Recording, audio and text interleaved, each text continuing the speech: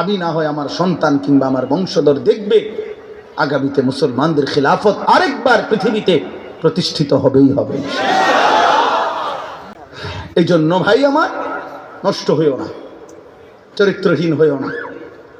নারী, ছবি, অস্থির দৃশ্য, মোবাইল, জিনা, ব্যভিচার, মদ, অনলাইনের হারাম, জুয়া, এই সমস্ত অসভ্যতার মধ্যে যারা পড়ে আছো কিশোর ছেলেরা, যুবক ছেলেরা, আমি বললাম ইনশাআল্লাহ আগামী অল্প সময়ের ব্যবধানে ইনশাআল্লাহ তোমার মতো আকামলা, তোমার মতো অপদার্থ কোন কামে লাগবা না।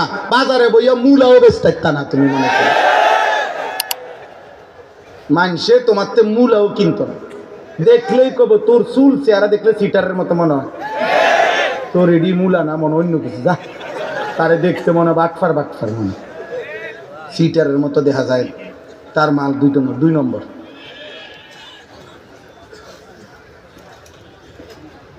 হ্যাঁ হ্যাঁ, যুগ চাহিদা বদলায়। অতিলকাল আইয়ামু নুদাবিলুহা বাইনান নাস, এটা কোরআনের আয়াত। আল্লাহ বলছেন আমি মানুষের মাঝে দিন বদলাই, অবস্থার পরিবর্তন করি, সময় বদলায়, যুগের চাহিদা বদলায়, সময়ের প্রেক্ষাপট বদলায়। এই জন্য আলহামদুলিল্লাহ সেই 1920 খ্রিস্টাব্দে ওসমানী খেলাফত 20 বা 21-এর মধ্যেই চূড়ান্তভাবে পতন হয়ে গেছিল। আজ 100 বছরের চাইতে বেশি সময় হয়ে গেছে, মুসলমানদের হাতে বিশ্বময় খেলাফত নাই।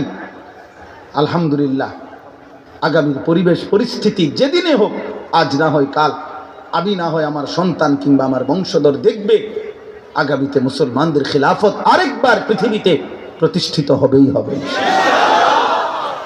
এরকম ইসলামিক ভিডিও পেতে চ্যানেলটি সাবস্ক্রাইব করে পাশে থাকুন।